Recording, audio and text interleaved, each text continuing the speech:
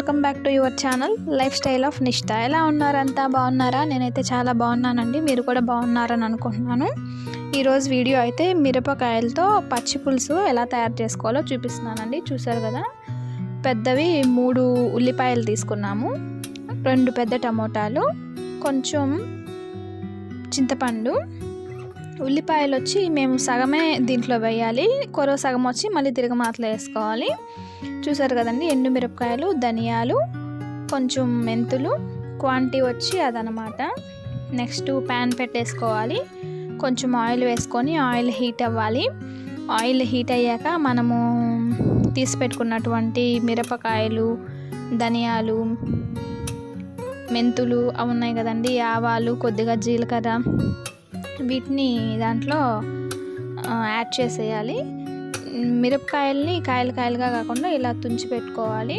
మేము తెల్లగడ్డ కూడా వేసుకున్నామండి, అది మీ ఆప్షనల్ అనమాట. మీకు ఇష్టం ఉంటే వేసుకోండి, లేదంటే స్కిప్ చేసేయండి. మీరు గమనించినట్లయితే మేము ఎక్కువ వేయలేదు, 3 or 4 వేసామన్నమాట. చూసారు కదా, స్విమ్లో పెట్టుకొని వాటిని బాగా ఫ్రై చేసేసుకోవాలి. తర్వాత కొంచెం పసుపు, కొంచెం ఇంగువ, కరివేపాకు, ఇష్టం ఉన్న వాళ్ళు కొత్తిమీర యాడ్ చేసుకోవాలి. యాక్చువల్గా అయితే ఈ ప్రాసెస్ అనేది కుక్కర్లో చేయాలట. మేము మీకు చూపించడానికి అండ్ బాండల్లో చేస్తే ఎలాగొస్తుందో ఒకసారి ట్రై చేద్దాము అని చెప్పి మేము బాండల్లో చేసాము. ఇలాగా మొత్తం ఫ్రై అయిపోయిన తర్వాత వీటిల్లో టమోటా అలాగే ఎర్రగడ్డ యాడ్ చేసేసాము. మీరు చూసినట్లయితే మేము మొత్తం ఎర్రగడ్డ వేయలేదు దాంట్లో, ఒక పక్క పెట్టున్నాను కదండి అంత అది. అండ్ ఇది ఈ టమోటా యాడ్ చేసేసాము. ఇదండి, చూసారు కదా, పసుపు, కొంచెం ఇంగువ యాడ్ చేసేసాము. వీటిని స్విమ్లో పెట్టుకొని బాగా ఫ్రై చేసుకోవాలి, లేదంటే ఎండుమిరపకాయలు అనేవి తొందరగా మాడిపోయినట్టుగా బ్లాక్ కలర్లోకి వచ్చేస్తాయి. అలా రాకుండా ఉండాలంటే స్విమ్లోనే పెట్టుకోవాలి. ఇది కొంచెం టైం పడుతుందండి. ఫస్ట్ మేము ఆనియన్ యాడ్ చేసి అది పచ్చివాసన పోయేంత వరకు వేయించి తర్వాత టమోటాని యాడ్ చేసాము. ఇది కూడా కొంచెం పచ్చివాసన పోయి కొంచెం వేగినట్లుగా వచ్చాక దీంట్లో రుచికి సరిపడా సాల్ట్ వేసుకోవాలి.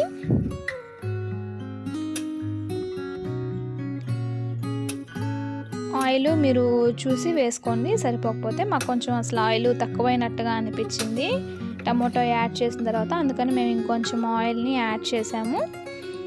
నా ఛానల్ ఎవరైనా కొత్తగా చూస్తున్నట్టయితే సబ్స్క్రైబ్ చేయండి, పక్కనే ఉన్న బెల్ ఐకాన్ టచ్ చేయండి, లైక్ చేయండి, షేర్ చేయండి. తప్పకుండా మీరు ఒకసారి ట్రై చేయండి, ఎలా వచ్చిందో కామెంట్ సెక్షన్లో కామెంట్ చేయండి. చూసారు కదండి, ప్రాసెస్ అయితే ఇదన్నమాట. ఇప్పుడు దాంట్లో ఉన్నటువంటి తేమ అంతా పోయి అది ముద్దగా వచ్చేస్తుంది.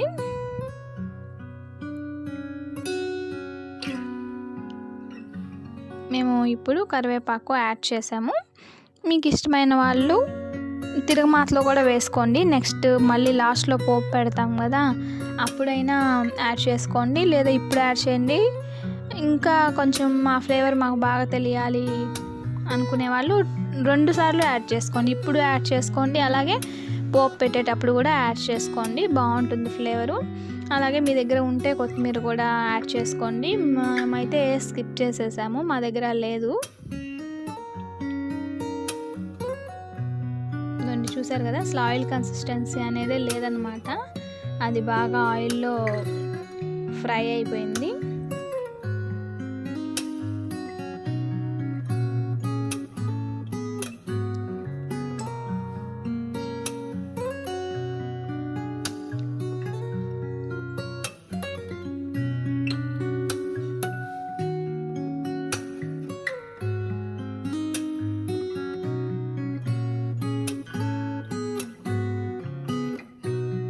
ఇదండి, చూస్తున్నారు కదా, ఇది బాగా దగ్గర పడేసింది అనమాట. దగ్గర పడ్డాక దీంట్లో 2 గ్లాసులు వాటర్ యాడ్ చేసాము. మీరు క్వాంటిటీని బట్టి యాడ్ చేయాలి. మేమైతే చూపించాను కదండి, ఆ క్వాంటిటీకి ఇలా తీసుకున్నాం అన్నమాట వాటరు. ఈ కన్సిస్టెన్సీ అనేది బాగా లూజ్గా ఉంది. తర్వాత దీన్ని బాగా తెరలనివ్వాలండి. తర్వాత ఇదిగోండి దగ్గర పడుతూ ఉంది, మీరు చూసినట్లయితే బాగా కుక్ చేయాలండి సిమ్లో పెట్టుకొని. ఇదంతా బాగా ముద్దగా వచ్చేయాలన్నమాట. ఇది చేసిన రోజు కన్నా కూడా తర్వాత రోజు చాలా బాగుంటుంది. ఇదిగోండి చూసారు కదా. తర్వాత చింతపండు నీళ్ళు కూడా కలిపి పోసేసామండి. ఆ వీడియో క్లిప్ అనేది మిస్ అయింది. ఇంకొంచెం మాకు సాల్ట్ తక్కువ అనిపించింది, సాల్ట్ యాడ్ చేసుకున్నాము మీ రుచికి తగ్గట్లుగా. అలాగే కొంచెం షుగర్ కూడా యాడ్ చేయండి. షుగర్ యాడ్ చేయడం వల్ల ఏదైనా ఉప్పు కారాలు అలాంటివి ఏదన్నా కొంచెం ఎక్కువ తక్కువగా ఉంటే అది అడ్జస్ట్ అవుతుంది అన్నమాట షుగర్ వేయడం వల్ల. ఎక్కువ కాదు, ఒక హాఫ్ స్పూన్ వేసుకుంటే సరిపోతుంది. ఇదండి చూసారు కదా, మొత్తం కుక్ అయ్యాక ఇలా వచ్చేసింది. మామూలుగా అయితే కుక్కర్లో పెడితే ఒక 3-4 విజిల్స్ వచ్చాక చింతపండు నీళ్ళు పోసి ఉడక పెట్టుకున్న తర్వాత నెక్స్ట్ ఇంకొకసారి పోపు పెట్టుకోవాలన్నమాట. ఇదండి చూసారు కదా, మాకైతే క్వాంటిటీ ఇలా వచ్చింది. నేను చెప్పాను కదండి, పోపు పెట్టే వీడియో అండ్ చింతపండు నీళ్ళు కలిపి పోసే వీడియో అనేది మిస్ అయిందండి, సారీ.